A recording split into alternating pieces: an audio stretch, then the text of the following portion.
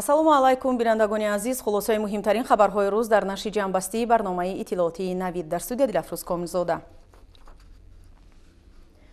нимаи дуюми имруз асосгузори сулҳу ваҳдати миллӣ, пешвои миллат, президенти ҷумҳурии Тоҷикистон муҳтарам Эмомалӣ Раҳмон дар фурудгоҳи байналмилалии Душанбе, президенти ҷумҳурии Қазоқистон муҳтарам Қосим Жомарт Токаевро ки бо сафари расмӣ ба Тоҷикистон ташриф оварданд, гарму самимӣ истиқбол гирифтанд. Тафсилоти бештар дар шаҳри ҳамкасбони мо. нимаи дуюми рӯзи 19 май асосгузори сулҳу ваҳдати миллӣ, пешвои миллат, президенти ҷумҳурии Тоҷикистон муҳтарам Эмомалӣ Раҳмон дар фурудгоҳи байналмилалии Душанбе президенти ҷумҳурии Қазоқистон муҳтарам Қосим Жомарт Токаевро ки бо сафари расмӣ ба Тоҷикистон ташриф оварданд, гарму самимӣ истиқбол гирифтанд.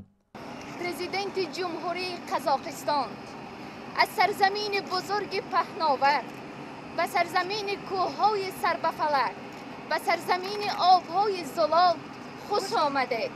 Ҳурмати Қазақстан Республикасының президенти бултарға тілерген биік таулардың, молдыр сулардың мекені, қасиеті топирағынан алғашқы адам баласын ғаричқа ушертқан қазақ ұлы дала елінен қош келіпсіз.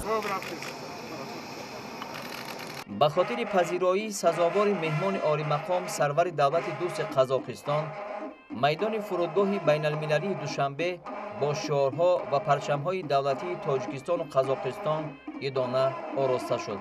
ҳамчунин шумораи зиёди ҷавонону наврасони кишвар бо гулу парчамҳои ду кишвари дӯст ва бо шиорҳои тараннумгари дӯстии халқҳо меҳмони олиқадрро пазироӣ намуданд.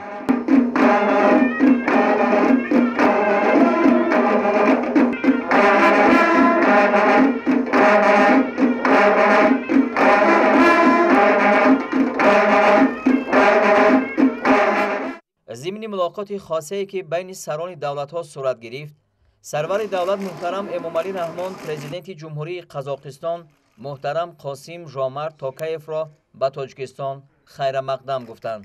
اظهار باوری کرده شد که نتیجه‌های سفر رسمی برای تحکیم و توسعه همکاری، مناسبت‌های دوستی و رابطه‌های شریکی استراتژیکی کشورها مساعدت خواهد کرد.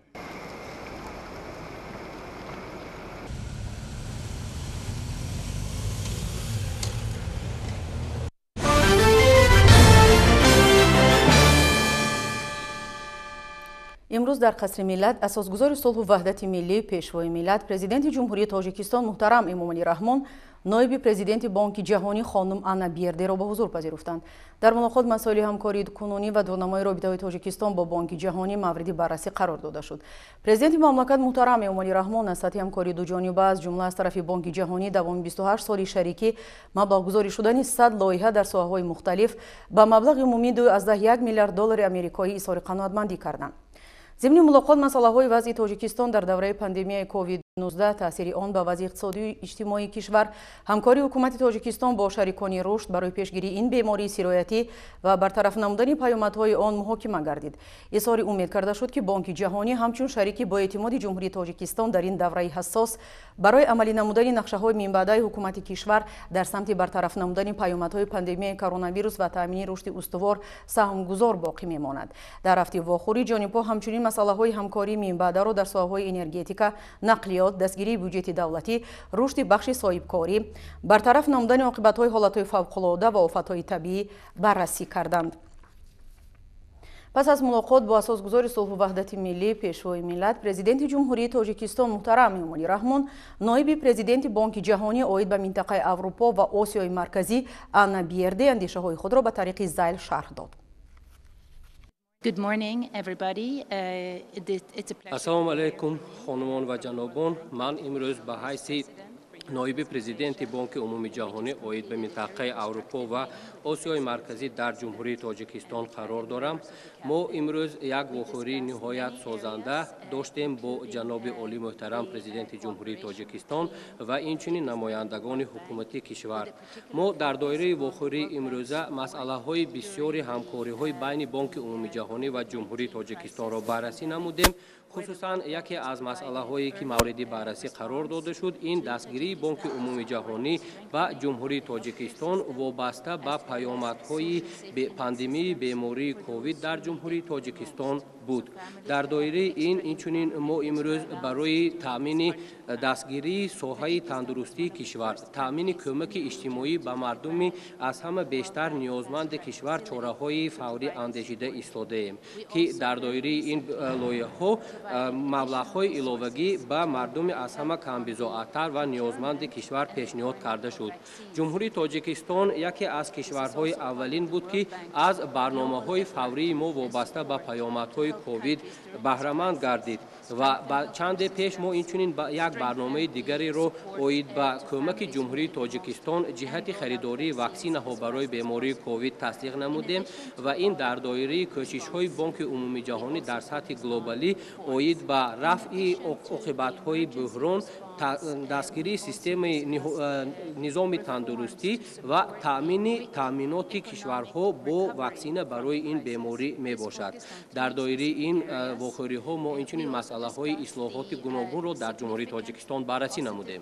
علاوه بر مسئله‌های حالت‌های فوق‌العاده و کمک‌های فوری ما اینچنین مسئله‌های گوناگون اصلاحات‌ها را برای دستگیری جمهوری تاجیکستان جهت برقرار نمودن اقتصادات کشور با سرعت بلند بررسی نمودیم و با سه ساحه اساسی افضلیت‌ها جدا کرده شد. یکم مسئله اهمیت تطبیق اصلاحات در ساحه انداز جمهوری تاجیکستان.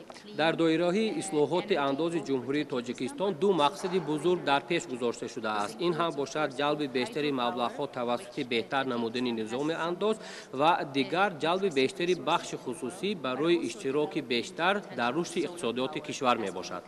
ما اینچنین امکانات‌های بزرگ جمهوری تاجیکستان را وابسته به استحصال نیروی از نقطه نظر اکولوژی تازه و اینچنین تأمین نه تنها کشور بلکه تمام منطقه با نیروی تازه برق بررسی نمودیم. در این جاده ما به مسئله ذخیره‌های بوی گیدرانرژتیکی جمهوری تاجیکستان اعتبار دادیم که کشور وابسته به مسئله‌های گیدرانرژتیکی در جهان یکی از موقع‌های اولین را اشغال می‌نماید. اینچنین به مسئله اقتدار رشد برق آفتابی را ما مورد بررسی قرار دادیم که این لایحه‌ها امروز در کشورهای بسیار عملی گردیده ایستاده است. مسئله آخرانی که مورد بررسی قرار داده شد این رقمی کنونی اقتصادات کشور و اصلاحات در ساحه تلکمونیکاسیون می باشد که در دایره مسئله مذکور با بهتر نمودن فعالیت ساختارها و ساحه‌های اقتصادی، بهتر نمودن فعالیت صاحبکاران و اینچنین بهتر نمودن خدمات‌های اجتماعی در مرکز دقت ما قرار دارد. در آخر من می‌خواستم ذکر نمایم که ما یک واخوری نهایت سازنده داشتیم. امروز در دایره ملاقات ما مسئله‌های بسیار را بررسی نمودیم و بانک عمومی جهانی در جمهوری تاجیکستان یک برنامه وسیع خود را امروز عملی نموده ایستاده است و در آینده ما امیدوار می‌مانیم که برای باز هم بیشتر جلب نمودن ذخیره‌های تکنیکی و مالی بانک عمومی جهانی برای رشد بیشتر جمهوری تاجیکستان کوشش‌های علاوه‌ای به خرج دهیم تا آنکه جمهوری تاجیکستان بحران‌های در پیش آمده را با موفقیت پس سر نماید و برای بهتر نمودن سطح زندگی مردم خود اصلاحات‌های مثبت اجرا نماید. بانک عمومی جهانی یکی از شریکان قوی و با اعتماد جمهوری تاجیکستان وابسته به پس کردن سطح کم بضاعتی و تامین رشد برابر باقی می‌ماند. Thank you very much.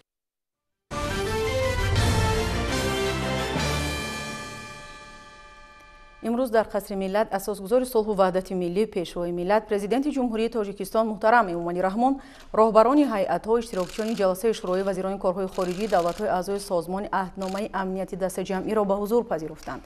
در ملاقات رفت اجرای نقشه چاره‌بینی‌ها آید به تطبیق قرارهای جلسه شورای امنیتی دست جمعی و افضلیت‌های ریاست جانبی تاجیکستان در سازمان عهدنامه امنیتی دست جمعی مورد بررسی قرار گرفت. در این ضمن از جمله جلسه‌های شورای وزیران مدافعه و کمیته کاتبان شوراهای امنیتی کشورهای اعضای سازمان عهدنامه امنیتی دست جمعی که ماه اپریل سال روان در شهر دوشنبه برگزار شدند قید کرده شد. президенти мамлакат муҳтарам эмомалӣ раҳмон таъкид доштанд ки тоҷикистон дар давраи раёсат дар созмони аҳдномаи амнияти дастҷамъӣ мутобиқи афзалиятҳои муайяншуда вазифаҳои раёсатро бо ҷонибдории кишварҳои аъзои созмон ба таври пурсамар иҷро карда истодааст. таъкид гардид ки фаъолияти созмон дар давраи гузашта ҳамаҷониба таҳлил шуда стратегияи рушди созмони аҳдномаи амнияти дастҷамъӣ то соли 2025 бо дар назардошти муайян кардани вазифаҳои афзалиятнок барои оянда таҳия гардад. дар мулоқот масъалаҳои ҳамкории кишварҳо дар доираи созмонҳои аҳдномаи амнияти дастҷамъӣ аз ҷумла таъмини амнияти минтақа, амалисозии барномаҳои созмон оид ба таҳкими иқтидори ҳифзи марзи Тоҷикистону Афғонистон, муборизаи дастҷамъона бар зидди таҳдиду хатарҳои ҷомеаи ҷаҳонӣ аз қабили терроризм, экстремизм, ҷиноятҳои муташаккили трансмиллӣ, ба хусус гардиши ғайриқонунии маводи нашъаовар муҳокима гардида. дар охири вохӯрӣ президенти мамлакат муҳтарам эмомалӣ раҳмон ба кори ҷаласаи шӯрои вазирони корҳои хориҷии давлатҳои аъзои созмони аҳдномаи амнияти дастҷамъӣ комёбӣ орзу карда изҳори умед намуданд ки натиҷаҳои ҷаласаи имрӯзаи он барои расидан ба ҳадафҳои дар пеш истода пурсамар хоҳад буд. имрӯз дар шаҳри Душанбе ҷаласаи навбатии шӯрои вазирони корҳои хориҷии созмони аҳдномаи амнияти дастаҷамъӣ баргузор гардид. ҷаласаи навбатии шӯрои вазирони созмони аҳдномаи амнияти дастаҷамъӣ таҳти раёсати вазири корҳои хориҷии ҷумҳурии Тоҷикистон бо ҳузури вазирони корҳои хориҷии ҷумҳуриҳои Арманистон, Беларус, Қирғизистон, Федератсияи Россия ва муовини вазири корҳои хориҷии ҷумҳурии Қазоқистон доир гардид. дар ҷаласаи шӯро вазирони корҳои хориҷии кишварҳои узви созмони аҳдномаи амнияти дастаҷамъӣ иштирок карда ҳолати кунунӣ ва вазъияти байналмилалию минтақавӣ ва таъсири онро ба амнияти кишварҳои узви созмон мавриди таҳлилу баррасӣ қарор доданд. дар ҷараёни мулоқот вазирони корҳои хориҷии созмони аҳдномаи амнияти дастаҷамъӣ инчунин нақшаи машваратҳо оид ба масоили сиёсати хориҷӣ, амният ва мудофиа барои нимаи дуюми соли 2021, нимаи аввали соли 2022 ва нақшаи чорабиниҳо ба муносибати 30-солагии имзои созишнома дар бораи амнияти дастаҷамъӣ ва 20-умин солгарди таъсиси созмони аҳдномаи амнияти дастаҷамъиро баррасӣ намуданд. дар ҷаласаи шӯрои вазирони корҳои хориҷии узви созмони аҳдномаи амнияти дастаҷамъӣ оид ба ҳамкории созмон бо созмонҳои байналмилалӣ якчанд изҳороти муҳими сиёсиро қабул карданд. пас аз мавриди таҳлилу баррасӣ қарор додани масъалаҳои дар ҷаласаи навбатии шӯро баррасӣ шуда, вазирони корҳои хориҷии узви созмони аҳдномаи амнияти дастаҷамъӣ натиҷаҳои онро дар нишасти матбуотӣ бо намояндагони воситаҳои ахбори омма натиҷагирӣ карданд.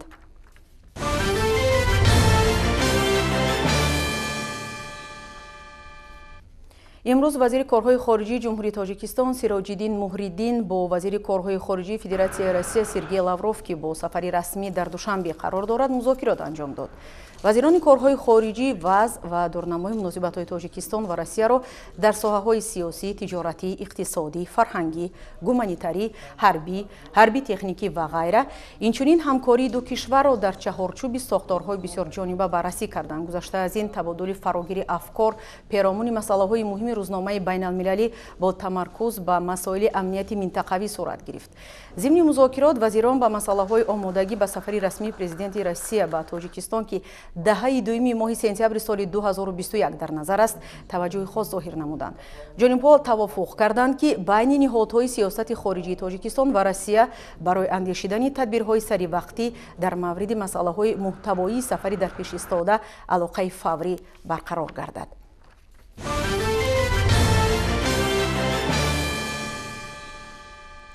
мавзӯи дигар: вакилони маҷлиси намояндагони маҷлиси олии ҷумҳурии Тоҷикистон дар ҷаласаи навбатии иҷлосияи дуюми маҷлиси намояндагони маҷлиси олии ҷумҳурии Тоҷикистон давати шашум ки имрӯз таҳти раёсати раиси маҷлиси намояндагони маҷлиси олии ҷумҳурии Тоҷикистон Маҳмадтоҳир Зокирзода баргузор гардид, лоиҳаи қонуни ҷумҳурии Тоҷикистон оид ба ворид намудани тағйироту илова ба қонуни ҷумҳурии Тоҷикистон дар бораи танзими анъана ва ҷашну маросим дар ҷумҳурии Тоҷикистон ва созишномаи грантӣ байни ҷумҳурии Тоҷикистон, корхонаи коммуналии воҳиди давлатии троллейбуси шаҳри Душанбе ва бонки Аврупоии таҷдид ва рушд оид ба лоиҳаи рушди нақлиёти ҷамъиятии шаҳри Душанбе маблағгузории иловагиро мавриди баррасӣ қарор доданд.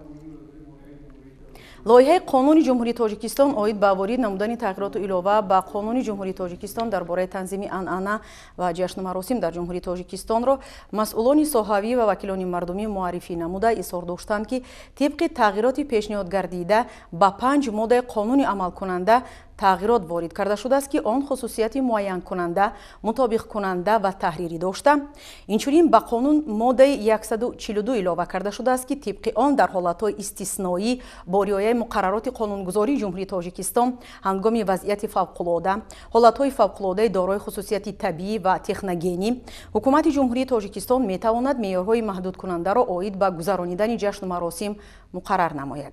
Зимни баррасии созишномаи грантӣ байни Ҷумҳурии Тоҷикистон, корхонаи коммуналии воҳиди давлатии троллейбуси шаҳри Душанбе ва Бонки Аврупои таҷдид ва рушд оид ба лоиҳаи рушди нақлиёти ҷамъиятии шаҳри Душанбе маблағгузории иловагӣ зикр гардид ки созишномаи мазкур 28 августи соли 2020 дар шаҳри Душанбе ба имзо расидааст ва аз тарафи президенти Ҷумҳурии Тоҷикистон барои тасдиқ ба Маҷлиси намояндагони Маҷлиси олии Ҷумҳурии Тоҷикистон пешниҳод шудааст. Мақсади лоиҳа ин барқарор намудани инфраструктураи троллейбус дар шаҳри Душанбе мебошад. Арзиши умумии лоиҳаи мазкур $8 миллион амрикоӣ буда, аз он маблағҳои қарзӣ $5.2 миллион амрикоӣ ва маблағҳои грантӣ $2.8 миллион амрикоиро ташкил медиҳад. Инчунин барои амалӣ гардонидани лоиҳа кӯмаки техникӣ дар ҳаҷми 0.75 миллион евро пешниҳод гардидааст.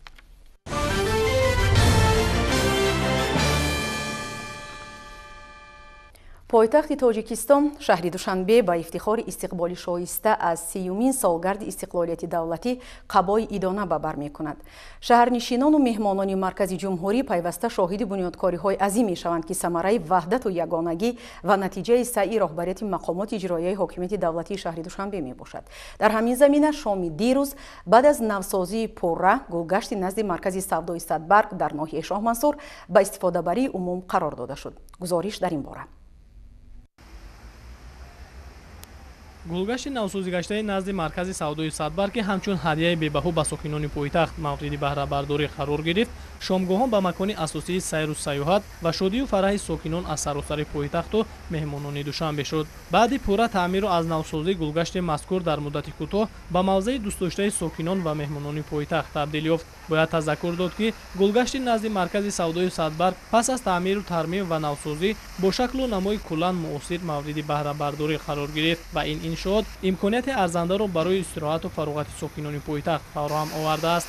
дар доираи корҳои таҷдиду аз навсозӣ дар ин гулгашти зебо фаввораҳои бо чароғҳои ранга муҷаҳҳаз ва дигар иншооти ёрирасони замонавӣ бунёд шуда, хатҳои обтаъминкунӣ, шабчароғҳо ва ноқилҳои барқӣ пурра навсозӣ гардидааст. ҳамчунин гирду атрофи гулгашти мазкур бо гулҳои ороишӣ зебу зинат ёфта, саҳни он пурра сафолакпӯш карда шудааст. корҳои ободонӣ ва таъмиру аз навсозии боғ бо дастуру супоришҳои роҳбарияти мақомоти иҷроии ҳокимияти давлатии шаҳри Душанбе бо маблағгузории корхонаи воҳиди давлатии роҳи оҳани Тоҷикистон ва бо заҳмати якҷояи мутахассисону бинокорони пойтахт дар сатҳи хеле баланд анҷом ёфтаанд. ба мақомоти иҷроии ҳокимияти давлатии ноҳияи Шоҳмансур дастур дода шуд ки ба масъалаи нигоҳубин кардан ва ба роҳ мондани фаъолияти доимии он эътибори ҷиддӣ зоҳир намоянд. миллати мо аз қадим ҳамчун мардуми шаҳрсӯзу шаҳрнишин маъруф аст ва мо вазифа дорем ки ба масъалаи ободонӣ ва тозаву озода нигоҳ доштани шаҳру ноҳияҳо, ҷодаву хиёбонҳо ва маҳалли зисти худ, махсусан пойтахт кишварамон шаҳри Душанбе эътибори ҷиддӣ диҳем.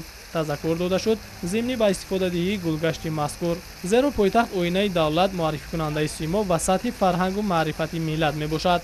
қобил ба зикр аст ки ифтитоҳи боз як гулгашти зебову макони истироҳату фароғат дар пойтахти кишвар шаҳри Душанбе дар арафаи таҷлили 30-солагии истиқлолияти давлатии Ҷумҳурии Тоҷикистон барои сокинону меҳмонони пойтахт тӯҳфаи арзишманд хоҳад буд.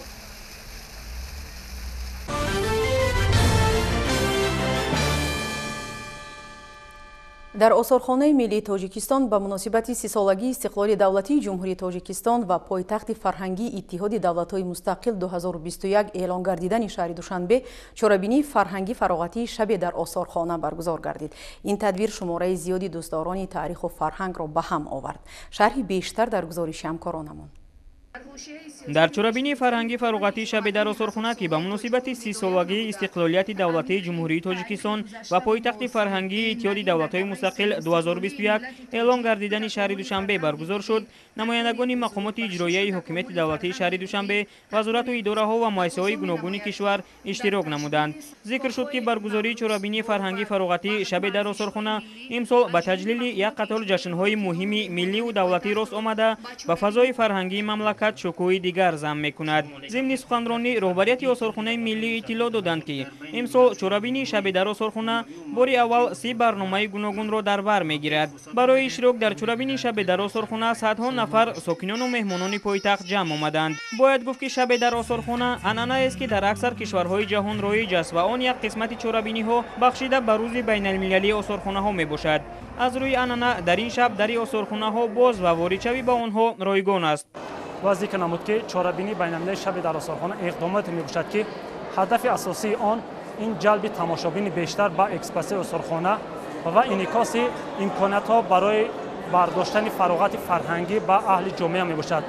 بخشیده به اعلان داشت دوشنبه پایتخت فرهنگی اتحاد دولت‌های مشترک المنافع در این شب یک برنامه علاهیده که جدید است و پیشنهاد تماشابینان گردانده شده است. این هم باشد گوشه‌های کشورهای عضو اتحاد دولت‌های مشترک المنافع باشد که به مانند جمهوری ازبکستان، بلاروسیا، فدراسیون روسیه و دیگر کشورها گوشه‌های خود را در اینجا انعکاس نمودند. چورابینی فرهنگی و فراغتی شب در آثارخانه امسال برنامه‌های گوناگون از جمله دستاوردهای معماری تاجیکستان در دوام 30 سال استقلالیت دولتی، آزمون قرائت شعر، نمایش هنرهای دستی مردمی، آزمون عکس بهترین، هنری رسامی و غیره را در بر می‌گرفت. همچنین در این چورابینی فیلم حجتی تحت عنوان تاجیکستان کشوری سیاحی پیشنهاد تماشابینان گردید. در مجموع برنامه‌های این چورابینی به همه قشرهای جامعه نگرانیده شدند. یعنی در این شب از تماشابینان خرد تا بزرگ وابسته به سن و سال برای خود برنامه پیدا نمودند. باید گفت که همه ساله این اقدام را در 120 کشوری عالم 30,000 آثارخانه عملی می نمایند.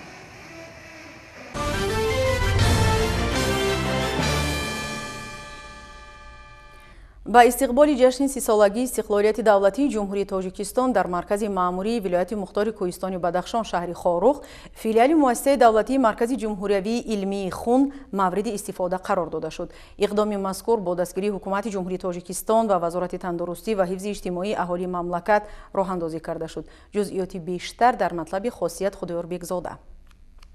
مؤسسه دولتی مرکز جمهوری علمی خون در شهر دوشنبه یکی از مؤسسه‌های معاصر ساحه تندرستی جمهوری تاجیکستان بوده. نتیجه اصلاحات ساحه تندرستی جمهوری تاجیکستان تأسیس یافته در طبابت سروقتی بیماران و دسترسی مریضان به جزئی‌های گوناگون خون در مجموع در نگاه داشتن سلامتی ملت نقش مؤثر دارد. مؤسسه دولتی مرکز جمهوری علمی خون در شهر خوجند، باختر و کولوب داروی فیلیال ها می باشد که منتظم در خدمت اهالی قرار دارند. امروزها در شهر خاروخ نیز فیلیال این مرکز در فضای متنتن افتتاح یافت که یکی از دستاوردهای بهترین ساحه طب در ولایت معنیداد گردید. در افتتاح آن دیرکتور گنرالی مؤسسه دولتی مرکز جمهوری علمی خون آدینه‌زاده عبدالعزیز عبدالستار و نمایندگان حکومت ولایت مختار کوهستان بدخشان و طبیبان بیمارخانه ولایتی اشتراک نمودند. گفته شد که افتتاح این فیلیال به افتخار سزاوار تجلیل نمودن جشن ارجمند ملت 30مین سالگرد استقلالیت جمهوری تاجیکستان بخشیده شده. اینچنین با روز عمومی جهانی دونوری خون که همه ساله 14 ایون در سرتاسر جهان قید می شود تفهم می باشد. با دستگیری حکومت جمهوری تاجیکستان وزارت تندرستی و حفظ اجتماعی اهالی جمهوری تاجیکستان در عرفه 30 سالگی استقلالیت باز یک ابیکت مهم ساحه تندرستی یعنی مرکز خون امروز گشوده می شود و این شاهد بسیار مهم است برای ساحه تندرستی. یعنی این به ما امکان میدهد که ما می توانیم خون رو نه اینکه در مرکز ولایت بلکه در تمام بیمارخانه‌های مرکزی سطح نوعی هم خون رو ذخیره نموده برای هر گونه جراحی استفاده بریم. باید گفت که فیلیال مؤسسه دولتی مرکز جمهوری علمی خون در قلمرو ولایت مختار کوهستان بدخشان یکی از مرکزهای بهترین، مکمل و یگانه در معاینه خون می باشد. در مؤسسه‌های تندرستی سالهای زیاد از نورسایی‌های جزهای خون دونوری اذیت می‌کشیدند. خوشبختانه که امروز امکانیت داد که در ولایت تمام جراحی‌های کلان حجم گذرانده شوند. مرکز امکانیت دارد که امروز با تمام جزهای خون دونوری تمام مؤسسه‌های طبی ولایت را تامین نماید. سال 1992 در بیمارخانه ولایتی شعبه تشخیص خون به فعالیت آغاز نمود که تا به این زمان فعالیت داشت و در آن 8 نفر متخصصان کار می‌نمودند.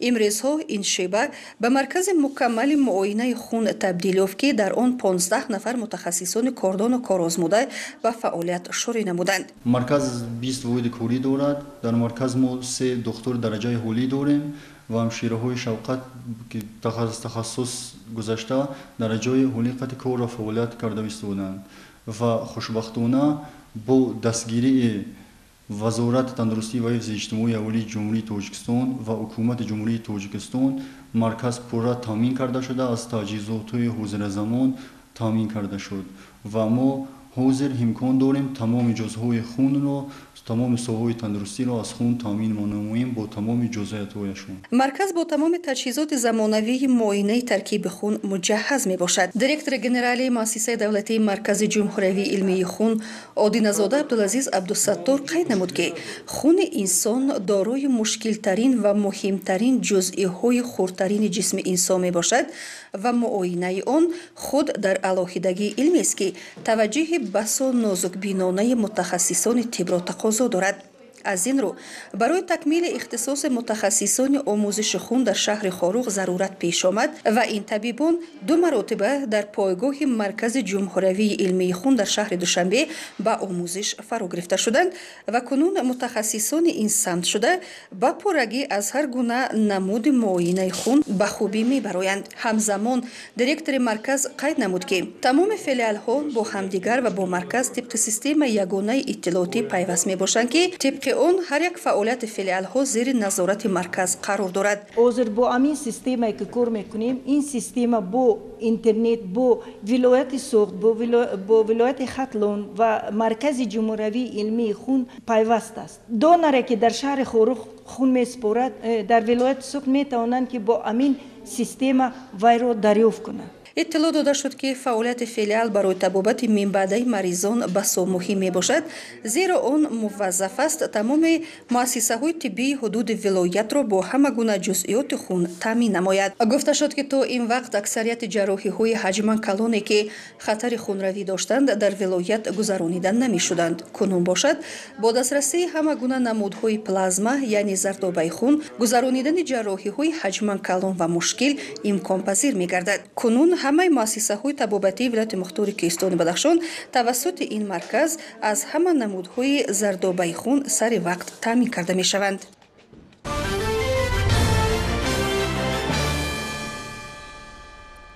бахшида ба рӯзи ҷавонони Тоҷикистон дар Донишгоҳи миллии Тоҷикистон ҳамоиши ҷавонон баргузор гардид.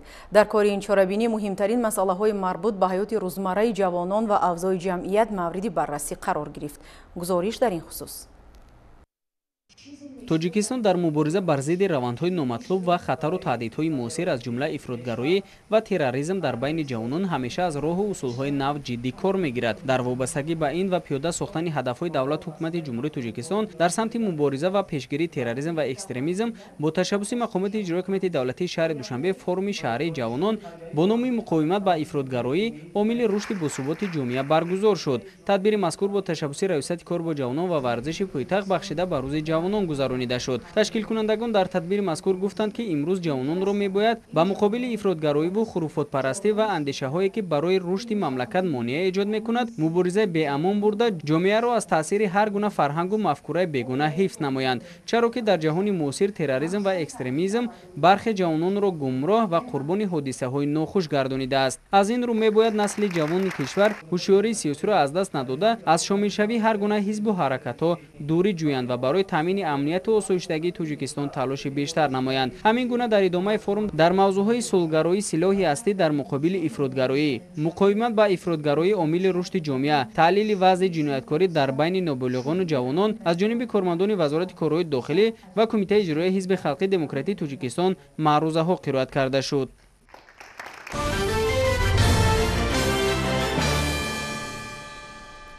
имрӯз дар Академияи идоракунии давлатии назди президенти ҷумҳурии Тоҷикистон дар мавзӯи иштироки ҷавонон дар идоракунии давлатӣ ва хизмати давлатӣ дар солҳои соҳибистиқлолӣ конференсияи ҷумҳуриявии илмӣ амалӣ доир гардид. дар кори ҳамоиш устодону донишҷӯён ва намояндагони сохторҳои марбута иштироку суханронӣ намуда саҳми ҷавононро дар пешбурди бахшҳои мухталифи кишвар назаррас арзёбӣ карданд. бо баргузории як ҳамоиши илми амалӣ дар Академияи идоракунии давлатии назди президенти ҷумҳурии Тоҷикистон устодону донишҷӯён ва кормандони ин муассисаи олии касбӣ аз рӯзи ҷавонон истиқбол карданд. дар оғози чорабинии масъулини донишкада дар ҳузури устодону донишҷӯён ва намояндагони сохторҳои давлатӣ суханронӣ намуда нақши ҷавононро дар пешрафту шукуфоии Тоҷикистони соҳиби истиқлол муҳим арзёбӣ карданд. Нотиқон аз иқдомоту дастгириҳои доимии ҳукумат нисбат ба ҷавонон ёдовар шуда иброз доштанд, ки истиқлоли давлатии ҷумҳурии Тоҷикистон барои ноил шудан ба дастовардҳои муҳим дар ҳаёти иқтисодию иҷтимоӣ, сиёсию фарҳангии ҷавонон нақши босазо гузошта ба ташаккули сиёсати давлатии ҷавонон ва тадриҷан фароҳам овардани имкониятҳои васеъи рушду такомули онҳо мусоидат намуд. Ҳамин аст, ки имрӯз ҷавонон бо азму иродаи қавӣ илму дониш ва касбу ҳунар меомӯзанд ва ба хотири ободию пешрафти кишвари маҳбубамон фаъолона саъю талош менамоянд. сиёсати давлатии ҷавонон то имрӯз рушду инкишоф ёфт. барои дастгири ҷавонон қонунҳои алоҳида қабул карда шуда, масалан қонун дар бораи сиёсати давлатии ҷавонон, ки дар таҳрири нав боз солҳои минбаъда аз нав қабул карда шуд. мақоми махсуси ваколатдори давлатӣ, ки бевосита дастгирии давлатии ҷавононро ба роҳ мемонад, кумитаи ҷавонон ва варзиши назди ҳукумати ҷумҳурии Тоҷикистон таъсис дода шуд. ҳамзамон яке аз нишонаҳои дигаре, ки таваҷҷӯҳи ҳукумати ҷумҳурии Тоҷикистон ба ҷавононро нишон медиҳад, ин масъалаи ҷалб кардани ҷавонон ба хизмати давлатӣ ва ба идоракунии давлатӣ буд. ҳатто ба тағйиротҳое, ки дар Конститутсияи ҷумҳурии Тоҷикистон соли 2016 ворид карда шуданд, далели ҳамин гуфтаҳо шуда метавонад. ҳамаи ин гувоҳи он аст, ки давлату ҳукумати ҷумҳурии Тоҷикистон ба ҷавонон диққати махсус медиҳад, зеро ки маҳз ҷавонон қувваи пешбарандаи ҷомеа ҳастанд, қуввае ҳастанд, ки дар оянда давомдиҳандаи наслҳо ҳастанд. тазаккур дода шуд, ки ҳукумати ҷумҳурӣ ҳанӯз аз оғози соҳибистиқлолии кишвар бо назардошти аҳамият ва зарурати ташаккули сиёсати ҷавонон қонуни ҷумҳурии Тоҷикистон дар бораи сиёсати давлатии ҷавононро қабул намуд, ки ин иқдом нишонаи возеҳи таваҷҷӯҳи махсуси давлат ба наврасони ҷавонон мебошад. Ташаббусҳои ҷавонони тоҷик дар давраи истиқлол дар тамоми соҳаҳо аз ҷумла идоракунии давлатӣ ва хизмати давлатӣ собит намуд, ки онҳо метавонанд дар ташаккули сиёсати давлатӣ ва муаррифии Тоҷикистон дар арсаи ҷаҳонӣ саҳмгузор бошанд. иброз гардид дар ҳамоиш. Дар интиҳои тадбири мазкур миёни ширкатдорони конфронс саволу ҷавоб сурат гирифт.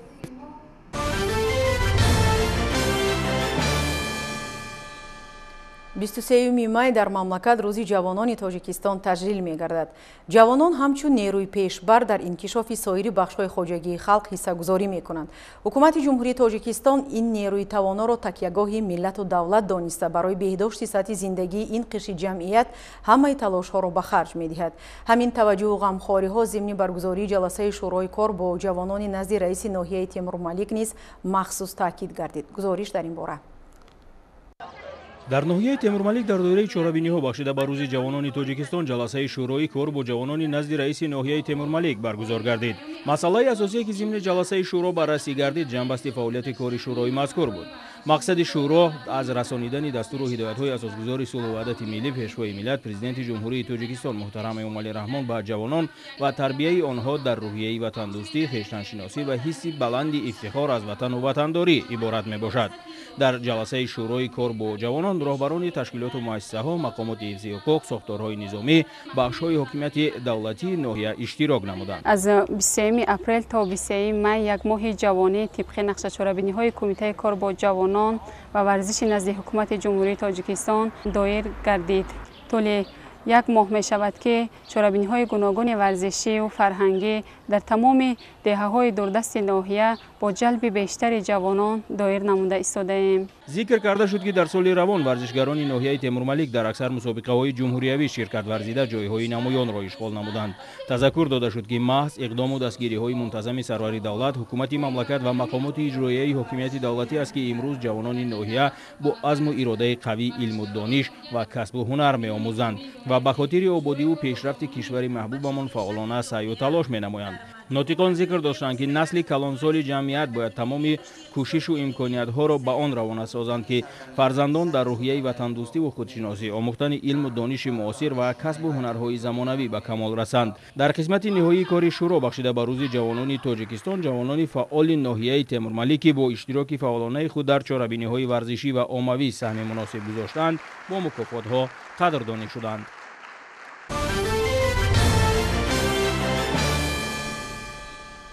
در تأمین امنیت عضوقواری کشور سهم خواجگی‌های خرد و میانه ناحیه شهری نو نیز نظررس است. تأمین بازارهای جمهوری با سبزوات و پالیزی‌های تر و تازه در همه فصل سال از نتیجه مهنت پرثمر دهقانان و براه ماندن پرورش زراعت‌ها وابستگی دارد.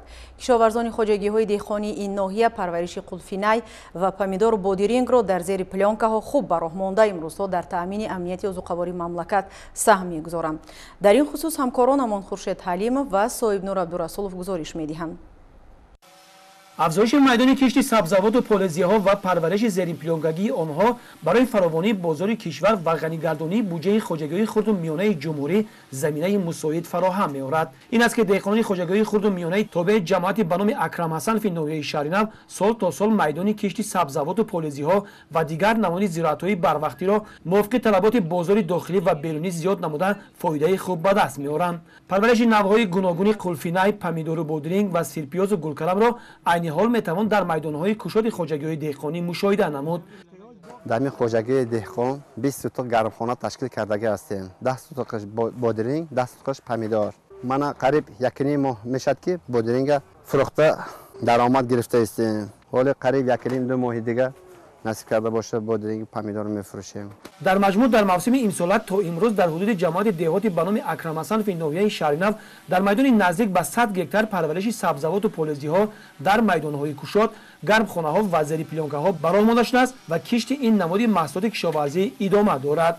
دهقانان جماعت دهاتی اکرم حسنوف در میدان 180 هکتار کشتی گندم، 312 هکتار کشتی سبزوات پمیدور، 76 هکتار کارتوشکا، 70 هکتار بادرینگ و دیگر نمود سبزوات کشت کردند. عین حال دهقانان مسئله در با جمع‌آوری حاصل بادرینگ، قلفینای، پمیدور آغاز نمودند. مشغولیت اساسی مردم جماعت دهاتی به نام اکرم حسن فی ناحیه شهری نو کشاورزی بودند. با نظرداشت امکانات ساکنان کوشش می‌نمایند که رشد استحصال محصولات تر و تازه را افزون نموده در تامین امنیت عضوقواری کشور سهمی ارزنده گذارند. با این مقصد هر وجب زمین حاصلخیز از جانب دهقانان زحمت‌پیشه این منطقه ثمرناک استفاده برده می‌شود.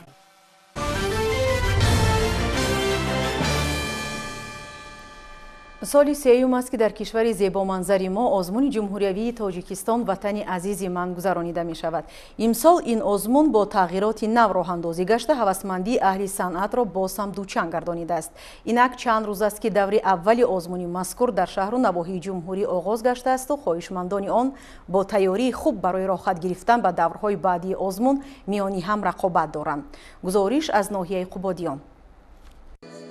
جنبش کردن دوری اول آزمون جمهوری تاجیکستان وطن عزیز من در ناحیه قبادیان باستانی نشان داد که این آزمون علاقه تاثیر خود را گذاشته است، چون هم صف داوطلبان نسبت به سال گذشته در این ناحیه زیاد به نظر می رسید و همشان با تیاری خوب حاضر گشته بودند. در نامیناسیون نوازندگی در ژانرهای اکادمی اسباب دانشجویان نواختن اسباب‌های کنتراباس، در ژانر استرادی اسباب تروبا و در ژانر انعنوی اسباب لبچنگ که همین چیزا دیر باز در روی صحنه نبود ما شاهد گردیم و از حساب سروندگان هم از حساب جوانان در اجرایش ژانر اکادمی انعنوی و استرادی دیگرگونی ها رو شاهد گردیم. در این روز داوطلبان از روی شرط‌های آزمون هر یک در نوبت خود برآمد نموده هنر و ملکه نوازندگی، سرایندگی و آفریدن آهنگ‌های نو را به اعضای داوران نشان دادند.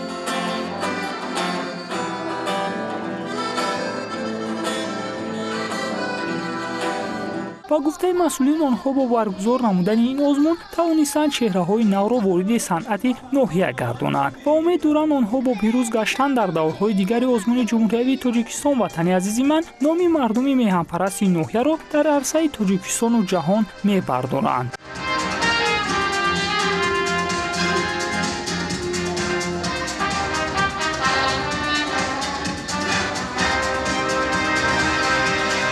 امروز در ناحیه قبادیان با مقصد اجرای امر پرزیدنت جمهوری تاجیکستان دور ناحیوی آزمون جمهوری تاجیکستان وطن عزیز من در یک سطح بلند برگزار گردید.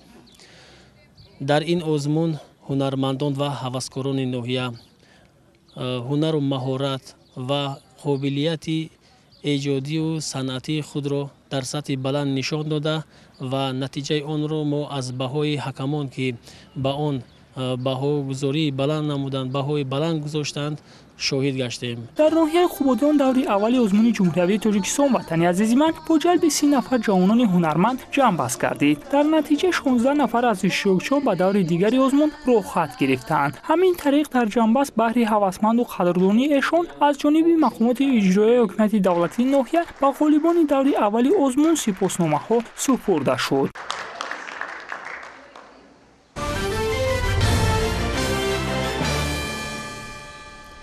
бегоҳии имрӯз дар театри давлатии академияи опера ва балети ба номи Садриддин Айнӣ маросими ифтитоҳи фестивал озмуни ҷумҳуриявии театрҳои касбӣ Парасту 2021 баргузор шуд. Озмуни мазкур бо ибтикори Вазорати фарҳанги ҷумҳурии Тоҷикистон бахшида ба 30-солагии истиқлоли давлатии ҷумҳурии Тоҷикистон ва 80-солагии ҳунарпешаи халқии Тоҷикистон Ато Муҳаммадҷонов гузаронида мешавад. ҷузъиёти бештар дар шарҳи ҳамкоронамон.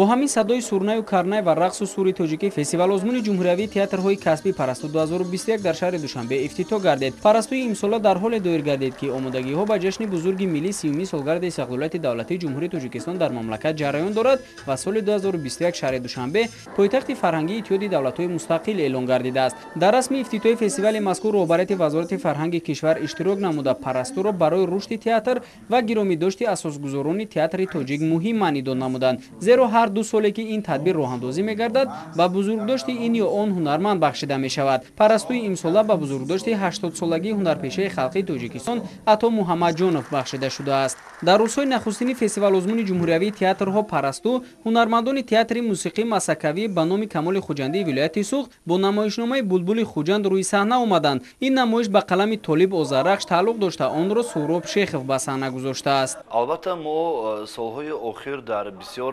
ҷашнвораҳои байналмилалӣ ширкат варзида истодем. Мана ҳамин соли 2019 мо пас аз Парасту дар ду ҷашнвораи байналмилалӣ иштирок кардем, яке дар Қазону, дигаре дар Актауи ҷумҳурии Қазоқистон буд ва боз ба мо 4 пешниҳоди дигар ҳам шуд ки азбаски пандемия буд, коронавирус буд, мо натавонистем сафар кунем ва ана ин соли 2021 ки боз пешниҳодҳо зиёд ҳастанд. Аллакай Булбули Хуҷанд санаи 21 апрели ҳамин сол дар ҷашнвораи байналмилалии параллелни мирӣ ҷаҳони мувозӣ иштирок кард дар Республикаи Беларусия байни давлатҳои Италия, Чехия, Латвия, Украина, Беларусия, Россия ва Тоҷикистон ва сазовори диплом барои эҳё намудани фарҳанги миллӣ ва ҷоизаи беҳтарин ороиши мусиқиро сазовор гардид. дар фестивали имсола 11 театри касбӣ бо беҳтарин намоишномаҳои худ ки давоми 2 соли охир рӯи саҳна омадааст иштирок менамоянд. қобил ба зикр аст ки фестивали мазкур то 25 май идома карда беҳтарин ҳунармандону коргардонҳои театру кино рафти онро назорат ва ҳакамӣ менамоянд.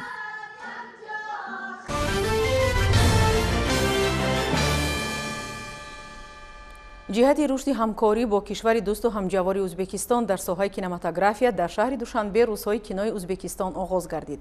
Ба иттилои масъулон баргузории чорабинии мазкур ба тавсияи ҳамкории судманд миёни филмсозони тоҷику ӯзбек мусоидат мекунад.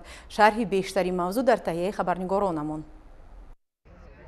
баргузории рӯзҳои кинои Ӯзбекистон дар кишвари мо идомаи мантиқаи рушди ҳамкориҳо дар бахши фарҳанг арзёбӣ гардида ба андешаи олдонҳо ин раванд метавонад майдони мусоидтарро барои табодули таҷрибаҳо роҳандозии тарҳҳои муштарак фароҳам созад. ин тадбир то 22 майи соли 2021 дар мамлакати мо баргузор хоҳад шуд ва оғози маросим дар кинотеатри ватани шаҳри Душанбе бо шукӯҳу шаомат сурат гирифт.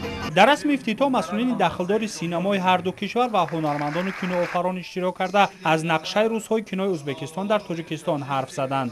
гуфта шуд ки аҳли ҳунари кишвари дӯсту ҳамсоя дурдонаҳои хоси синамоофарони Ӯзбекистонро барои тамошобинони Тоҷикистон оварданд ва умедворӣ ҳам карда шуд ки тамошобинон аз ин филмҳо ғизои маънавӣ хоҳанд гирифт. иттилоъ низ дода шуд ки дар идомаи ин рӯзҳо на танҳо барои тамошобинони пойтахти мамлакат филмҳои ӯзбекистонӣ пешниҳод мегардад, балки дар шаҳрҳои Исору Ваҳдат низ дастовези фарҳангиёни ҳамсоя кишвар ба намоиш гузошта мешавад. давоми 4 рӯз ба тамошобинони кишвари мо 3 филми ҳунарӣ, 3 филми мустанад ва 1 филми тасвирӣ манзур хоҳад гашт.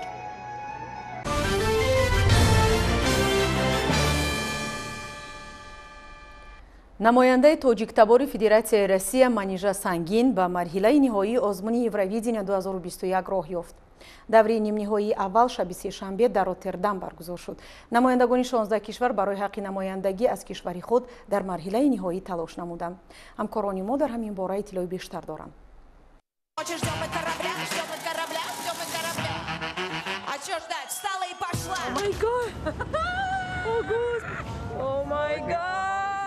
манижа бонуи хеле зебо бо симову исми тоҷикона баъди ин қадар сару садоҳои зиёд акнун ин лаҳзаҳо қадам ба сӯи саҳнаи бузург Евровидения мегузорад. дар назари аввал як бонуи хеле нозук вале бутини қавиву ҷуръати баланд ва энергияи садчанд як кишвари пурқудрат Федератсияи Русияро дар Аврупо намояндагӣ мекунад. ӯ дар ин озмуни аз нуфузи зан мегӯяд, аз қудрати зан, аз иродаи зани рус. Не бойся, будь собой, выходи на сцену. Не бойся, даже если ты одна. манижаи сангинро 2 моҳи қабл бо таронаи Russian Women барои озмун интихоб карданд. дар ин муддат атрофи ӯ овозаву сару садоҳо ва дастгириву муҳаббати мардум хеле зиёд буд, аз ҷумла аз Тоҷикистон. манижа ҳарчанд Russian Women месарояд, вале ҳар куҷо ки бошад нишона аз зодгоҳаш Тоҷикистонро ҳатман бо худ дорад. Traditional Tajik moves. This is traditional Russian moves. My multicultural things, you know, right now. ҳатто дар либосҳои ғайри саҳнавӣ ӯ гулҳои чакан дар тарҳи нав дида мешавад. манижа бо ин либосҳо хеле хуб дар хотир дорад даврони кӯдакиашро. Капельно. У меня было такое платье из лоскутков, мама его сшила сама. бо хондани таронаи Russian Women ӯ на танҳо қудрати садову маҳораташро нишон медиҳад, ба ин восита мехоҳад умедро дар дили ҳар як шунаванда бедор кунад. инсон қудрат дорад ки ҳама гуна монеаҳоро барҳам занад, орзуҳояшро амалӣ кунад, агар дар ботини худаш як қувваи бузургро эҳсос кунад. ин қувва аз назари нек тавлид мешавад ва ҳамчунин аз орзуҳои нек. Хочу, чтобы человек, который находится сейчас в каком-то душевном расстройстве, мог увидеть это выступление и вдохновиться на то, чтобы просто встать, повернуться к зеркалу и сказать: я классный, я все могу, я хочу менять жизнь, я хочу двигаться